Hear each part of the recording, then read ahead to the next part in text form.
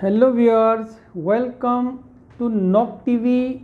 The story that we are going to analyze, that we are going to explain is Take Pity. Take Pity, what is the meaning of Take Pity? We will see Take Pity in two angles. इसको take पिटी को हम दो angle से देखते हैं। अगर हम देखें टेक वर्ब है और आपको ये पता है कि वर्ब की सिंगल फॉर्म या फर्स्ट फॉर्म जब भी बग़ैर सब्जेक्ट के यूज़ होती है तो वो इम्पेरेटिव होता है। और इम्पेरेटिव का मतलब होता है जाओ खाओ करो, जैसे play hockey, hockey Khelo, read the book किताब पढ़ो, ओपन द डोर दरवाज़ा खोलो, खोलो करो गो। तो इस तरह ये इम्पेरेटिव होता है। दूसरा, अगर मैं ये बोलता हूँ लेट मी कम इन, मुझे अंदर आने दो, तो लेट हो गया वर्ब। कम इसमें क्या है? कम इसमें वर्ब नहीं हो सकता, क्योंकि दो वर्ब नहीं आएंगे। दो वर्ब आएंगे तो कंजंक्शन आएगा, कंजंक्शन इसमें है नहीं। तो लेट मी कम इन, यहाँ come as an infinitive use हुआ है। और I have told you in my previous some lecture that we can use infinitive in many ways. Infinitive को हम कई तरह से यूज़ करते हैं। इन्फिनिटिव बेर भी हो सकता है, टू के साथ भी हो सकता है। टू के साथ होगा या बेर होगा, उसका दोनों का मतलब ना होगा। जैसे टू प्ले खेलना, टू गो जाना। और अकेला गो हो, जैसे मैंने बताया लेट के साथ कम, अकेला भी हो सकता है, उसका माना भी ना ही होगा। तो ये जो ना है, यहाँ देखें टेक पिटी, रहम खाना। मैं ऐसे भी कह सकता हूँ टू टेक पिटी, उसका मतलब यही होगा रहम खाना। उसने टू के बगैर बेर इन्फिनिटिव यूज़ किया है और ये इन्फिनिटिव ही है, क्योंकि इम्पेरेटिव नहीं हो सकता। इसलिए नहीं हो सकता कि इन्फिनिटिव को हम एज ए नोन यूज़ कर सकते हैं। और भी यूज़ हैं, लेकिन एज ए नोन भी यूज़ कर सकते हैं। और ये टाइटल है, कहानी का नाम है, स्टोरी का नाम है। स्टोरी का नाम इम्पेरेटिव नहीं हो सकता, लिहाजा ये नोन है। अगर नोन है तो ये इन्फिनिटिव है, इसका मतलब है रहम खाना। किसने किस पे रहम खाया, उसी की बात हम करेंगे। लेकिन उससे पहले हम थोड़ा सा राइटर के बारे में जान लें। The writer was an American story writer, play writer and poet, that was Bernard Malamud. Bernard Malamud भी कह सकते हैं, बेलामूड भी कह सकते हैं, दोनों प्रोनाउंसिएशन इसके करेक्ट हैं। और he was born in 1914 and died in 1986, यानी 26 अप्रैल 1914 में पैदा हुआ और मार्च 1986 में फौत हो गया। अब देखें इसकी पैदाइश का साल देखें ज़रा, 1914, इसको याद रखें। इस साल 1914 से 1918 तक वर्ल्ड वार 1 लड़ी गई थी। तो ये वर्ल्ड वार 1 में पैदा हुआ और जब ये 25 साल का था, 25 ईयर का था, फिर वर्ल्ड वार 2 लड़ी गई। और आपको ये पता है कि वर्ल्ड वार 2 1939 से लेकर 1945 तक लड़ी गई, यानी 6 साल तक ये जंग रही थी। 1939 से शुरू होकर 1945 तक। अब इस जंग में जवानी में इसने देखी, ये पैदा होते ही इसको जंग लगी थी। इस दौर में इसने जो हालात देखे, जो अमेरिका के हालात थे, चूँकि इस 39 में वर्ल्ड वार 2 से पहले 1930 में अमेरिका में एक क्राइसिस आया था, एक स्टारवेशन आ गई थी, अनएम्प्लॉयमेंट हो गई थी। लोग जो थे वो एक पाई के लिए कत्ल करना शुरू कर दिया था लोगों ने एक दूसरे को। और उस दौर से लेके जो अमेरिका था वो क्राइसिस से गुजर रहा था। ये थोड़ा सा बैकग्राउंड ज़हन में रखें, अभी स्टोरी शुरू नहीं हुई, स्टोरी दूर दूर तक अभी शुरू नहीं हुई। तो ये उस दौर की बात कर रहा है। लेकिन इससे पहले देखें, इसने जवान होते ही 25 या 20 तक का आते आते इसने कुछ स्टोरीज़ लिखी। उन स्टोरियों को उसने फिर सिलेक्शन की, कंपाइल किया उसको। उसमें 13 स्टोरी जो उसको पसंद आई ना, 13 स्टोरियाँ इसको पसंद आई। उसने उसका एक मजमुआ बनाया, एक दीवान बनाया, एक कलेक्शन बनाया। उस कलेक्शन का एक नाम रखा, वो नाम था मैजिक बैरल। ये उस कलेक्शन का नाम है, मजमुए का नाम है। और ये मजमुआ जो था पब्लिश हुआ, इट वाज पब्लिश्ड इन 1958, 1958 में ये मजमुआ, ये कलेक्शन था ना, ये पब्लिश हुआ, शाया हुआ। 13 स्टोरियों का मजमुआ। और जो 13वीं स्टोरी है उसका नाम है दी मैजिक बैरल। क्लियर? उसी 13वीं स्टोरी को उसने हटा के टाइटल बना दिया, यानी टाइटल भी उस स्टोरी के नाम पे रख दिया है। इस पूरे मजमूए का नाम भी मैजिक बैरल है और स्टोरी का नाम भी दी मैजिक बैरल है। और भी ये 13 स्टोरी मैंने लिख दी आपकी इन्फॉर्मेशन के लिए, ज़रूरत नहीं थी, लेकिन हमारा जो वास्ता है वो टेक पीटी से पड़ेगा। ये 6 स्टोरी है, ये वाली हमारा ताल्लुक टेक पीटी से है। रहम खाया, किसने किस पे रहम खाया, इसी की हम बात करने वाले हैं। आइए बढ़ते हैं स्टोरी की तरफ, लेकिन इससे पहले बैकग्राउंड पे चले जाएं। मैंने आपसे कहा था थोड़ा सा पीछे जाएं आपने एक बीए की एक पोएम पढ़ी थी, say this city has 10 million souls, ये पोएम का नाम है और W.H. ऑर्डन ने लिखी थी ये। इसने इस पोएम में उसने बताया था, ऑर्डन ने, कि यहूदी जो थे जब हिटलर से मार खा के हिटलर ने यहूदियों को कत्ल किया, वो शेल्टर के लिए दूसरे मुल्कों में गए, दूसरे मुल्कों में मारे मारे फिर रहे थे। वो अमेरिका भी गए, लेकिन अमेरिका पहली क्राइसिस से गुजर रहा था, तो वो कह रहे थे कि if they come in our country they will steal our food. अगर ये यहूदी हमारे मुल्क में आ जाएंगे तो ये हमारा खाना चोरी कर लेंगे। चोरी करने का मतलब यहाँ ये था कि हमारा हिस्से का खाना भी खा जाएंगे, हम पहले भूखे रह रहे हैं, क्योंकि 10 आदमियों को खाना जब 50 आदमियों को खाना पड़ेगा तो भूखे रहेंगे ना। ऐसा ही उन्होंने कहा कि they were not ready to accept them as their guest. American उनको एक्सेप्ट करने के लिए तैयार नहीं थे, किनको, यहूदियों को जो भागे हुए जो आए थे शेल्टर लेने के लिए। ये उस पोएम में ये बात आपको बताई गई थी। क्लियर। अब उसी पोएम का रेफरेंस देकर मैं आगे चलता हूँ। वर्ल्ड वार 2 की बात कर रहा हूँ मैं, वो पोएम भी वर्ल्ड वार 2 के बैकग्राउंड में लिखी गई थी। अभी वर्ल्ड वार 2 की बात कर रहे हैं हम। वर्ल्ड वार 2 1939 में शुरू हुई, और शुरू होते जो पहला काम किया ना, वर्ल्ड वार पहली जो अटैक हुआ वो पोलैंड पे हुआ था। पोलैंड को 2 हिस्सों में कर दिया गया, एक हिस्से पे जर्मन ने कब्ज़ा कर लिया, एक हिस्से पे रूस ने कब्ज़ा कर लिया। जर्मन ने 1 सितंबर यानी कि 1 सितंबर 1939 को पोलैंड पे हमला किया और 5.6 मिलियन यहूदियों को मार दिया। 5.6 million juice were killed in the first attack of German Nazi Hitler. Hitler ने 5.6 मिलियन यहूदियों को कत्ल किया और बाकी वहाँ से भाग निकले शेल्टर के लिए। फिर ठीक 19 डेज़ के बाद, 19 दिन के बाद, रूस ने भी पोलैंड के दूसरे पार्ट पे अटैक कर दिया और उसने 1.5 लाख यहूदियों को कत्ल किया और उस तरह उस हिस्से पे उसने कब्ज़ा कर लिया। इसी तरह ये लोग पनाह लेने के लिए दूसरे मुल्कों में घुस गए। जिस तरह एक मुल्क में जंग लगती है दूसरे मुल्क में घुस जाते हैं, ये पनाह लेने के लिए अमेरिका गए। बाकी हम छोड़ देते हैं, हमारा एक फैमिली से वास्ता पड़ेगा। पोलैंड से चली एक फैमिली, उसमें एक खामद है, एक उसकी बीवी है, 2 उसकी बेटियां हैं। ये 4 लोग हैं, ये पोलैंड से भागे हैं, हिटलर के जुल्म से डर के भागे हैं। इसके सारे रिश्तेदारों को मार दिया गया। All the relatives were killed by the Hitler in the first war 2, so they went for shelter in America. America में गए शेल्टर के लिए और ये जाके न्यू जर्सी में सेट हो गए हैं। सेट तो नहीं हुए कह सकते हैं, न्यू जर्सी में चले गए हैं। यहाँ जाके इसके खामद ने, जिस फैमिली की मैं बात करने वाला हूँ, उसी फैमिली के गिर्द कहानी घूमती है। फैमिली का नाम भी लिख दिया मैंने। फैमिली का नाम है, ये देखें, एक्सल कैलिश खामद है, 40 साल का है। उसकी वाइफ ईवा है, 38 ईयर की है। उसकी बड़ी बेटी फिगा है, 5 ईयर की है, और छोटी बेटी सुरैल है, वो 3 साल की है। क्लियर। ये 4 फैमिली मेम्बर अमेरिका आए पोलैंड से और ये यहूदी हैं और वहाँ आके इन्होंने एक शॉप खोली है। लेकिन शॉप खोलने से पहले आप थोड़ा सा अमेरिका का हाल जान लें। 39 में जंग हुई है वर्ल्ड वार 2, उससे पहले 1930 में जो अमेरिका की हालत थी, वहाँ स्टारवेशन था, कहत पड़ा हुआ था, फाके थे, अनएम्प्लॉयमेंट थी, क्राइसिस था, इकोनॉमिकल क्राइसिस था। और वहाँ बल्कि ये लिखा हुआ है बुक में, the people were forced to eat pieces of bread found in the heaps of garbage. जो गंदगी के ढेरों पे, गार्बेज पे, ढेरों पे जो रोटी के टुकड़े पड़े हुए थे ना, वो अमेरिकन खाने पे मजबूर थे। जब इतने मजबूर थे तो वो दूसरे को कैसे शेल्टर दे सकते हैं, यही इनके साथ हुआ।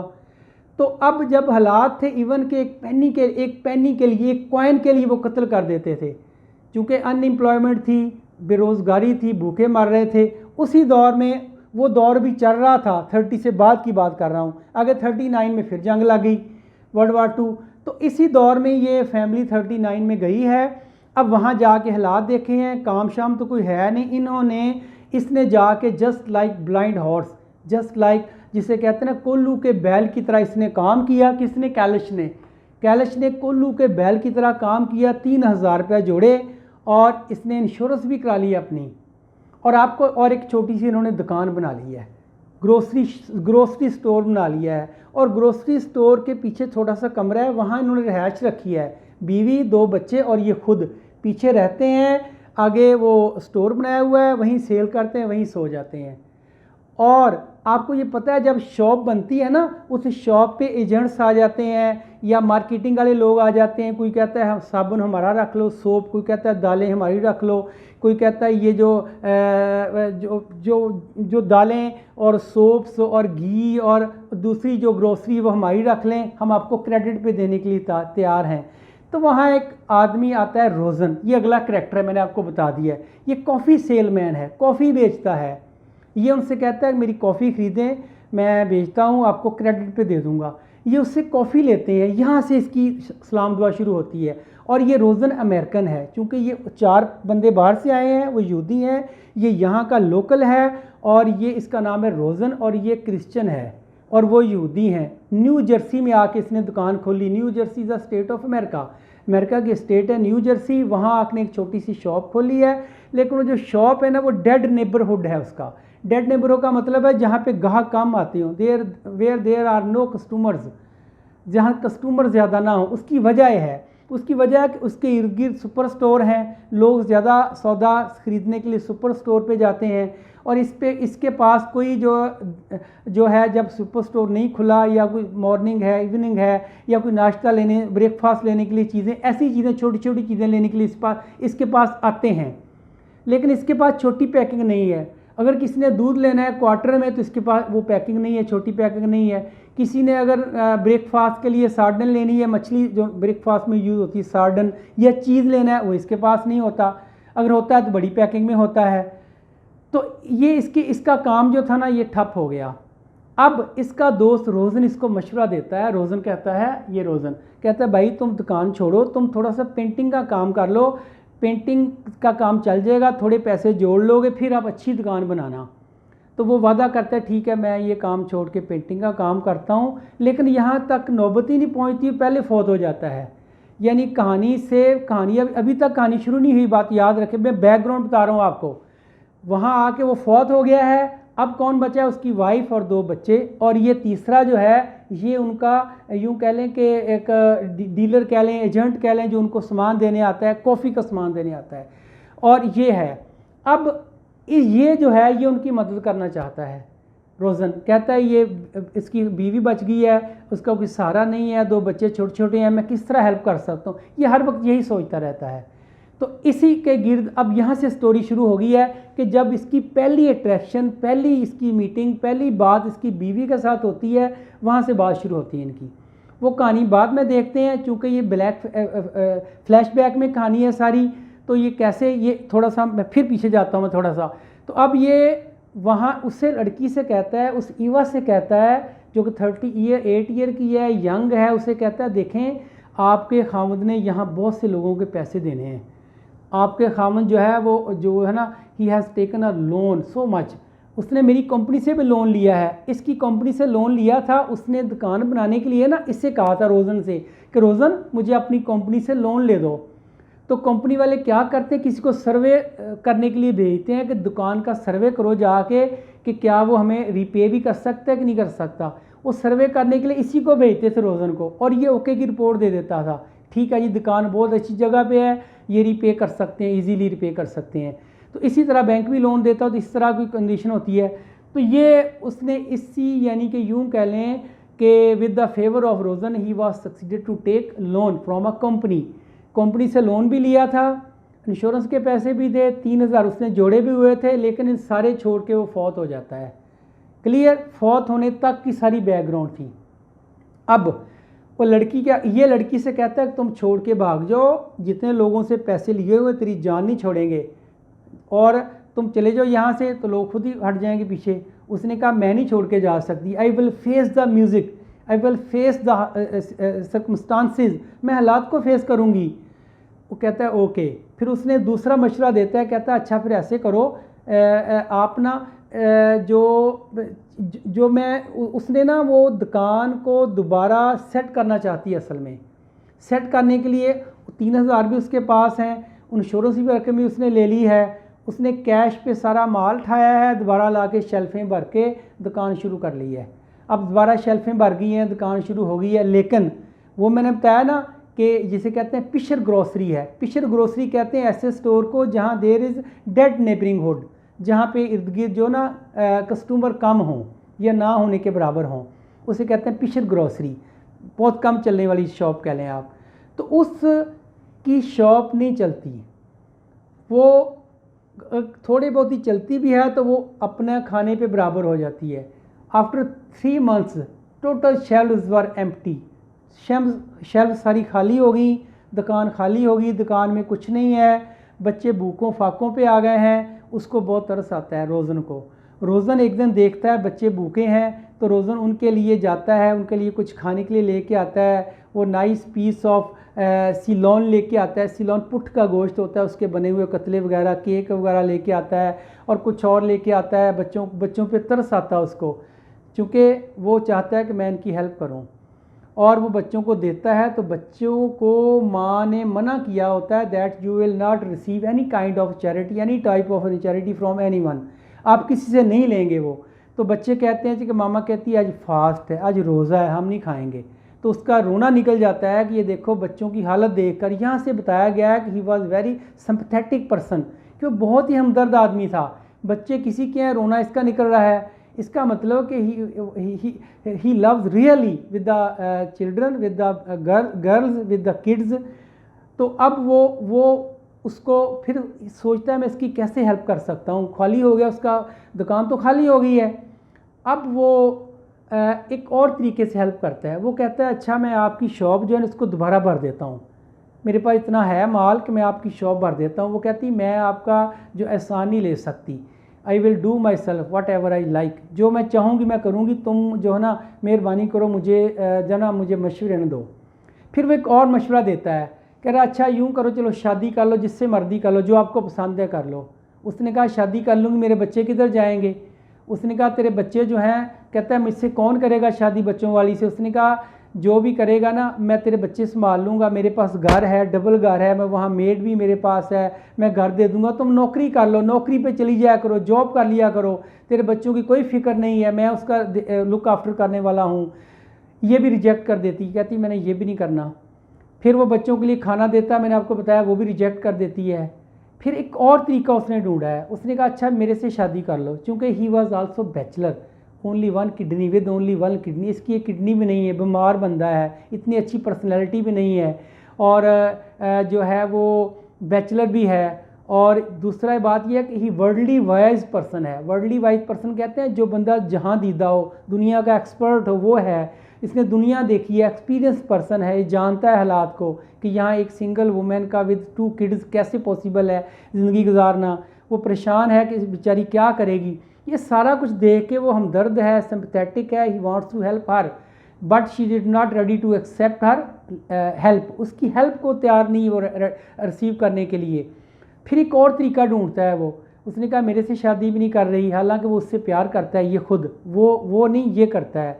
और जब ये कहता है ना शादी का, तो वो कहती है, उसको एक सेंटेंस बोलती जो आपकी बुक में लिखा है, उसने कहा था I have enough with the sick man, बीमार मैंने बहुत देख लिए हैं। क्योंकि इससे ये ज़ाहिर होता है कि इसका पहला खावंद भी बीमार था। क्योंकि आपको पता है यूरोप का कंट्री है, यूरोप का माशरा, ये बात याद रखें, यूरोपियन माशरे में सेक्सुअल नीड जो है this is first not family, sexual need is must before all this. सबसे पहले ये नीड है, अगर उसकी नीड पूरी नहीं हो रही तो कभी भी शादी नहीं करेगी। यही वजह है मेन उसकी इनकार करने की, यही वजह है कि अपने खामन से डरी हुई है कि वो भी बीमार था, ये भी बीमार पले डाल लूँ मैं। हालांकि वो ऐसा नहीं चाहता, वो चाहता था कि तुम रहो मेरे घर में, खाओ, घर तुम्हारा, सारा कुछ तुम्हारा, मैं भी रोटी खाता जाऊँगा। लेकिन उसको ये बर्दाश्त नहीं हुआ, she was not ready to marry him, उससे शादी के लिए तैयार नहीं थी वो। फिर एक चाल वो और चलता है,